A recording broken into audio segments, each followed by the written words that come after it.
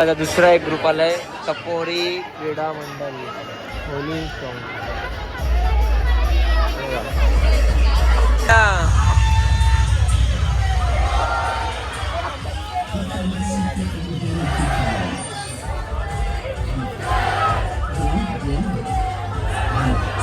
जरा फळांचा भारत अखंड पृथ्वी वर्षाने निसर्गाला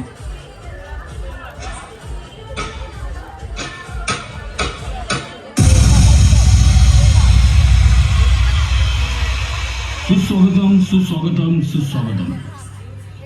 भारत सुजलाम सुफलाम भारत, भारत जरा फळांचा भारत अखंड पृथ्वी वर्षाने निसर्गाला बहाल केलेली अलौकिक अद्भुत देणगी म्हणजे भारत. हिमालयाच्या पर्वतरांगातून सुरभूर विशाल संघाशी समरस झालेली ही भूमी साधू संत महात्मे राजे यांची जन्मभूमी कर्मभूमी ती हीच होय. पुरोगामी विचारसरणीच्या राष्ट्राची कथा तशी नाही. विविध भाषेने विविध रंगाने फुलली बहरली तिचा सुगंध काही परिश्रमाच्या कचवण्याची टिपाण केव्हाचाच पोचलाय. आपण सारं जाणतो तो इतिहास, आठवतोच तो प्रथा, परंतु इतिहासाची काही पाने पुन्हा उलगडावीच लागतात. कारण आजच्या पिढीसाठी असते ती एक प्रेरणा, जिवंत आणि ज्वलंत सुद्धा. पण काही काळापासून आपल्यात पडलेला विसर पुन्हा जिवंत करण्यासाठी आम्ही टपोरी मित्रमंडळ तुमच्यासाठी घेऊन येत आहोत. जरा याद करो कुर्बानी.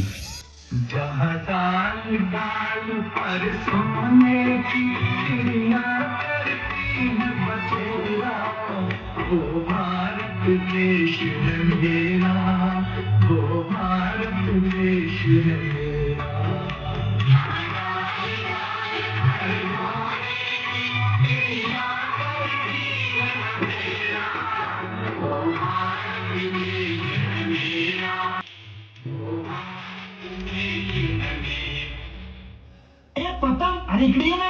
अरे आज 15 ऑगस्ट आहे. आता तू चल फोटो काढू, सेल्फी काढू, स्टोरी टाकायची ना आपल्याला. अरे 15 ऑगस्ट समजलं पाहिजे का नाही? अरे ते सेल्फी बिलते ना ते साईडला ठेवून दे. आणि तुला माहिती आहे ना आज 15 ऑगस्ट आहे आणि त्यात फ्रायडे. तू त्याचं कशाला टेन्शन घेतो? स्टॉक तर मी कालच घेऊन ठेवलाय. स्टॉक घेऊन ठेवलाय. चल.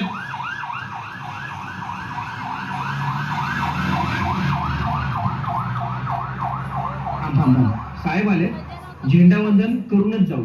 अरे काय ही कुठली गाणी लावलीस? थोडी रिमिक्स गाणी लावा. अरे एवढ्यात ना थांब लावतो. ए दिलीप दा जरा रिमिक्स गाणं वाजव.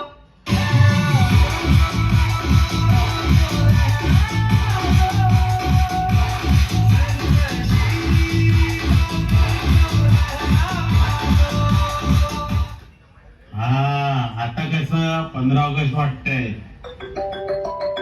हा हॅलो. हा ठीक आहे येतोय. इकडचं 15 ऑगस्ट झाल्यावर तुमच्याकडे येणार 15 ऑगस्ट करायला. चला काल झाली 15 ऑगस्ट आणि त्याची काल सुट्टी होती. मग लोकांनी इकडे तिकडे कचरा केला असेल. चला आता तो गोळा करायला आपल्याला जायचंय.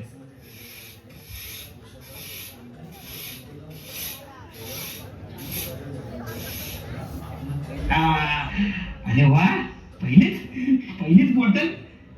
लोकांनी 15 ऑगस्ट साजरा केलाय काय त्याची पार्टी बनवली काय लोकांचं ना. म्हणू दे आपलं काम काय कचरा उचलायचं. एरिया हे काय झेंडा. झेंडा ऊंचा. कसला ऊंचा राहिला? कुठे पडला होता? कचऱ्यात. अरे तिथे जर 500 आणि 1000 नोट पडली असती ना तर पटकन उचलून आज खिशात ठेवली असती. पण हा झेंडा आहे ना तो कसा ठेवणार? अहो या झेंड्याचं महत्व तुम्हाला माहित नसेल पण मला माहितीये. हा आमची शाळेतली बाई होती ना तिने आम्हाला सांगितलं या झेंड्याचं महत्व. पहिला म्हणजे केशरी बलिदानाचं प्रतीक आणि दुसरा पांढरा शांततेचं प्रतीक. तिसरा म्हणजे हिरवा हरित क्रांतीचं प्रतीक. तुमच्याकडे झेंडा सांभाळण्याची पात्रता नसेल ना तर हा 15 ऑगस्ट दिवस साजरा करण्याचा तुम्हाला अधिकार नाही.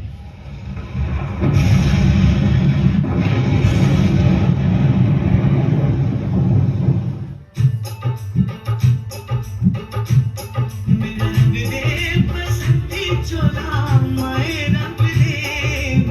दे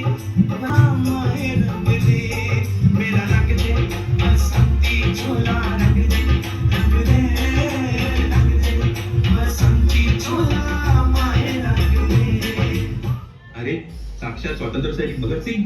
अरे वा, हाच दिवस बघण्यासाठी आम्ही जीवाचं बलिदान दिलं. तुम्ही सर्व स्वातंत्र्यपणे आणि आनंदाने जीवन जगत आहात. नाही ना काय, जे तुम्ही समजताय ना तसं काहीच घडत नाहीये. तुम्ही चुकीच्या भ्रमात आहात.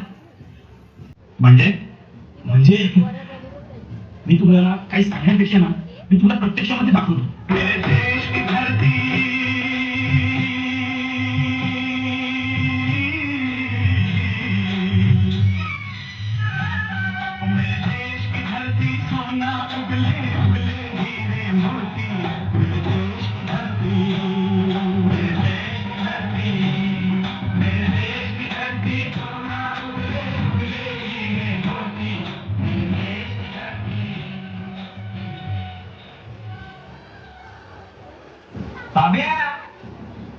बाब्या, तुझ्या वाहना पाचगाव घेतला. काय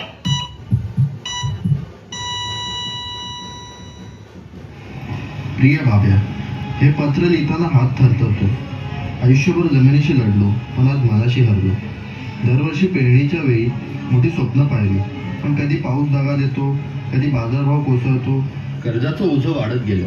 बँकेचे फोन, सावकाराची धमकी आणि गावातील कुजबूज हे सगळं सहन करत गेलो, पण आतून तुटत चाललो होतो. मी शेतकरी आहे, या मातीत जन्मलो, या मातीत घाम गाळला, पण माझ्या घामाला योग्य किंमत मिळाली नाही. सरकारच्या योजना कागदावरच राहिल्या, मदतीचे आश्वासन वाऱ्यावर उडाले. माझ्या लेकरांनो, तुमच्यासाठी मोठी स्वप्न पाहिली होती. चांगलं शिक्षण, चांगलं आयुष्य, तुमच्या डोळ्यातलं हसूच माझी ताकद होती. पण बाप म्हणून कर्जाच्या बेडीत तुम्हाला अडकवायचं नव्हतं. माझ्या जाण्याने प्रश्न सुटणार नाही हे मला ठाऊक आहे, पण कदाचित माझा आवाज कोणाच्या तरी कानावर जाईल. शेतकऱ्याच्या वेदना समजून घेतल्या जातील. मी हरलोय, पण तुम्ही हार मानू नका. माझ्या चुका माफ करा. तुमचा एक हतबल शेतकरी. बघितलं, शेतकऱ्याच्या हक्कासाठी शेतकऱ्यालाच आत्महत्या करावी लागते, तरी बी त्याला त्याचे हक्क मिळत नाही. अरे रे रे रे, जगाच्या पोशिंद्यावर आत्महत्या करण्याची वेळ असेल तर हे खूप मोठं दुर्दैव आहे. अहो, हे तर काहीच नाही, अजून परिस्थिती खूप बिकट आहे.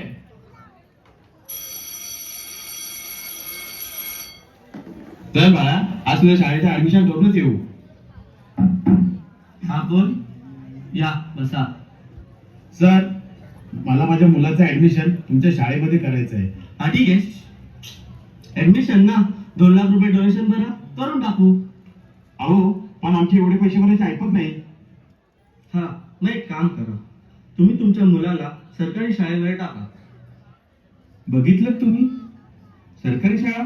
अरे, पण या सरकारी शाळा राहिल्यात कुठे? या पुढाऱ्यांनी सरकारी शाळा बंद करून इंटरनॅशनल स्कूलच्या नावाखाली हा लुटमारीचा धंदा मांडला आहे. या लुटमारीच्या धंद्यामुळे गोरगरिबांची पोरं अशिक्षित राहिली आणि मग काय, बेरोजगारी वाढली.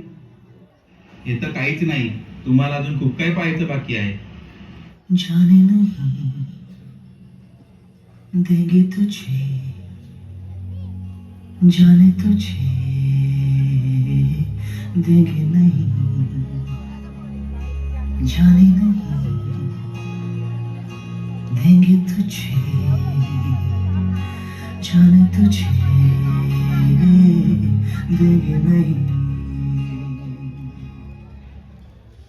डॉक्टर, डॉक्टर, सर, इमर्जन्सी केस आहे, अर्जंट ट्रीटमेंट करावी लागेल. तुम्ही काळजी करू नका, पेशंटला ओटी मध्ये घेऊन चला. पेशंट मेला आहे. ओके सर, मी पेशंटच्या नातेवाईकांना सांगते. अरे थांब, वेडी आहेस का? पेशंट मेला आहे हे आपल्याला माहिती आहे, त्यांना नाही. त्यामुळे आपण याचा फायदा उचलू शकतो. जोपर्यंत यांच्या खिशात पैसे आहेत तोपर्यंत हा मुर्दा जिवंत आहे. पाहिलं तुम्ही, स्वतंत्र झालेल्या आपल्या भारतातील आरोग्य सेवेची अवस्था. ज्या डॉक्टरांना आपण देव मानतो तेच दानवाचे कृत्य करत आहेत. मेलेल्या माणसाला व्हेंटिलेटरवर ठेवून त्यांच्या नातेवाईकांकडून पैसे उकळले जात आहेत. अशी गंभीर आणि धक्कादायक परिस्थिती सध्या आपल्या आरोग्य विभागाची आहे. चला, न्यायव्यवस्थेचा कसा वकिलांनी बाजार मांडला आहे ते त्यांच्याच ऑफिसमध्ये जाऊन बघूया. साहेब, साहेब, मला वाचवा. अरे ओरडू नको, काय झालं ते बोल. साहेब, माझ्याकडून खूप मोठा गुन्हा झाला आहे साहेब. काय केलं? मी बलात्कार केला आहे साहेब. माझ्या मागे पोलीस लागले आहे, मला वाचवा. मग त्या जेवढं घाबरण्यासारखं काय आहे? तुझी सुटका मी करतो. हे बघ, माझं पॅकेज आहे.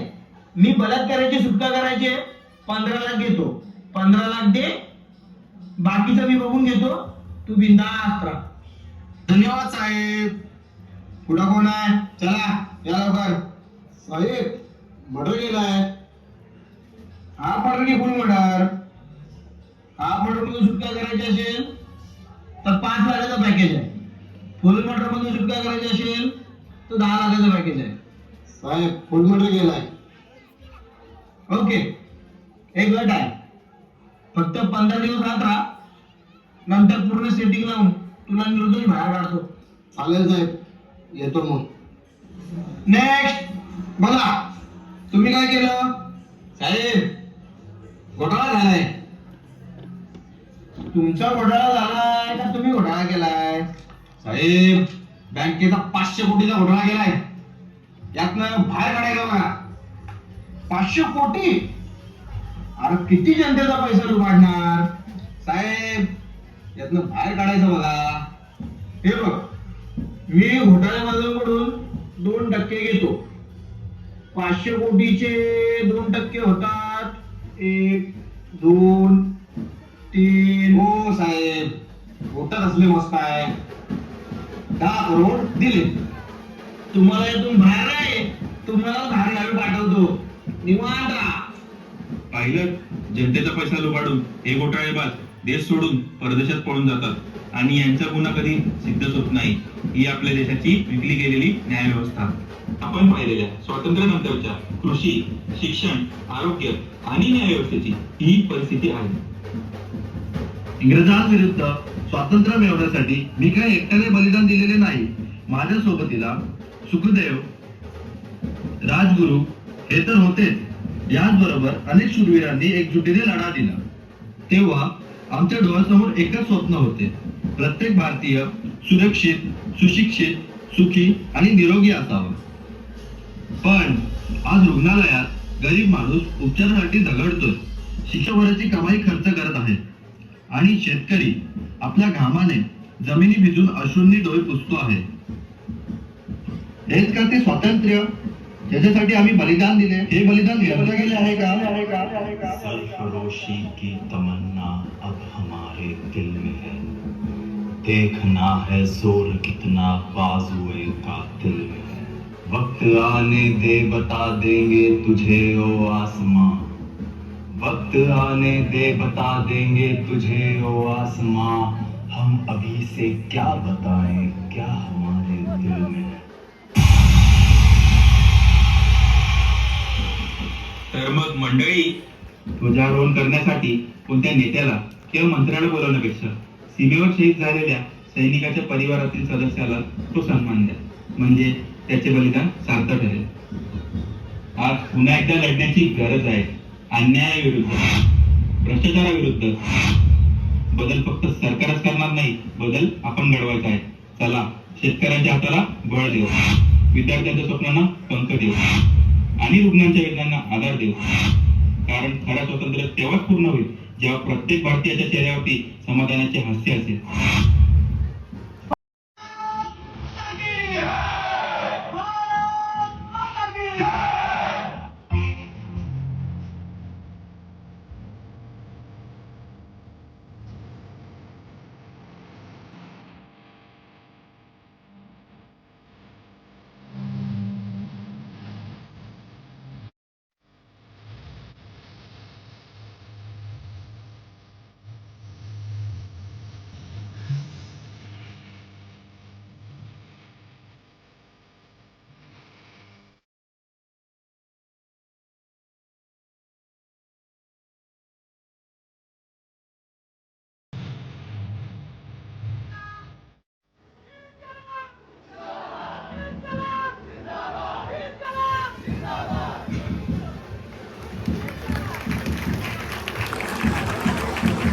वयांचा संपला का?